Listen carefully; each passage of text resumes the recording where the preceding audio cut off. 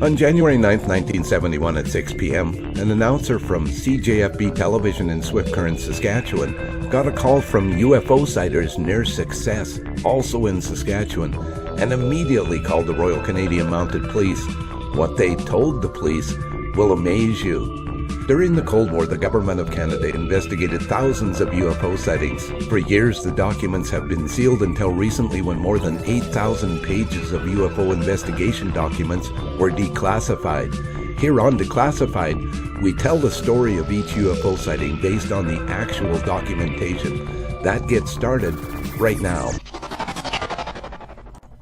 On Saturday morning, the 9th of January 1971, I left home at about 25 to 8 and traveled to Success Compressor Station, Saskatchewan Power.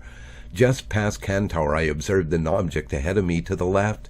It was quite a ways ahead of me. It was 500 to 1,000 feet high. It was traveling towards the town of Success. It had a white light, dull like you get through a light shade. It was long and narrow. My impression was that it was at about 18 inches wide and quite long.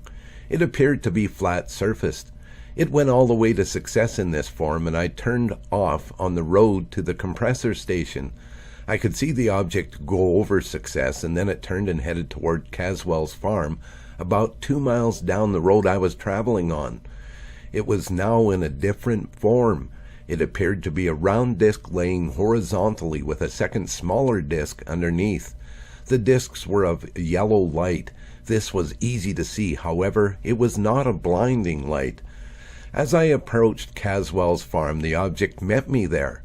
It changed into a deep wall of mixed colors. The shape was irregular, with the lights moving vertically and slightly similar to the northern lights. It was over Caswell's yard and faded out over the trees. When I got past Caswell's yard, I saw it again in the shape it came across the field from Success. It was about a quarter of a mile ahead of me, on the right, about 100 feet off the ground, or lower, and it illuminated the ground a bit. I went to the turnoff and it veered to the right, going around the edge of the compressor station site. Near the northeast corner of the compressor station, it changed into a red ball, similar to a red sunset with a line across the bottom. The color appeared to move. I drove into the yard. I shut the engine off and left the lights on. This red object stopped in front of the car between the tanks and the trees. I went into the building and told my co-worker who was working to come out and look at it. We called the maintenance man, and I later told him to go to the window and look. To me, the object appeared to stay between the tanks and trees. It stayed there about 15 minutes. It disappeared into the distance. It just faded out. It seemed to retain the shape of a ball and color. The size was bigger than the sun. When the object was ahead of me on Highway 32, I switched my lights on and off. The object here must have been traveling at about 100 miles per hour or more. The sky was overcast with the air being clear and peaceful. The object never left a trail behind. I did not hear any sounds as the compressor site had an abundance of noise. On Saturday afternoon, I checked the areas by the tanks and I found nothing out of the ordinary. And now, a statement from the main sighter's wife. At about 8:10 a.m. on January 9th, 1971, someone called on the intercom and told my husband to look out the living room window. My husband went and looked and went back to the phone. He looked again and it appeared as though the tanks were on fire. There was a red mass or ball hovering over the tanks. He was mumbling and I got up. When I looked, I saw a red ball at the horizon to the north of our home. It just appeared to set, somewhat similar to a sunset. However, there was no extra glow from it. Our friend came to the house, somewhat shook up, and he related that while he was coming to the station, he observed this object from Cantower proceeding a distance ahead of him, and it continued towards Success. When he turned off the highway, the object appeared to go to Success, turn in an arc, and met him on the corner 2 miles west of the highway. It then went along to the side and ahead of him, turning right, and then went to the north around the buildings and went south to the tanks.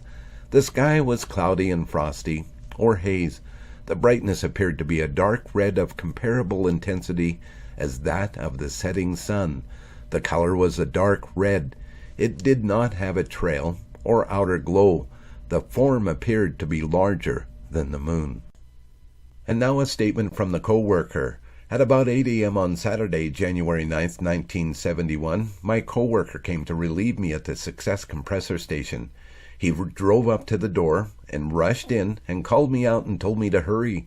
I ran out in my shirt sleeves. He pointed to an object to the northwest of the yard. I seen a thing that appeared to be big, like a full moon.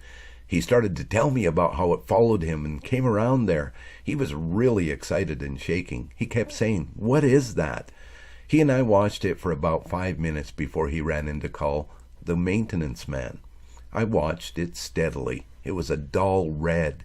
It would change color slightly to a yellowish. The sphere was constant. It was hazy, and you couldn't get a distinct outline on it. When he was calling the maintenance man, I backed the car up and shone the lights towards it. Then my friend came out. Him and I sat and watched it. I viewed it for about 10 minutes, and it stayed in this position. Then in 3 to 5 minutes, it appeared to go away and fade out. As it was going straight away, you could see movement of the sphere bobbing around a bit. We then decided to move the car to see if we could attract it. As I drove, the road was blocked, so I had to back up. By then, it had completely disappeared. I told my friend I would go to Swift Current and see if it would be attracted to the vehicle. I watched all the way back in, and I didn't see any signs of it. Thanks for tuning in, everyone. I hope you'll join me again next time. I'm going to try and do shows on Mondays and Thursdays. You'll see brand new programming about declassified information from the Government of Canada on this series. There will be other videos as well, but I hope you'll join me. I hope you'll subscribe and click that little bell. It'll alert you when there's a new video. Thanks for watching, everyone. Have a great day.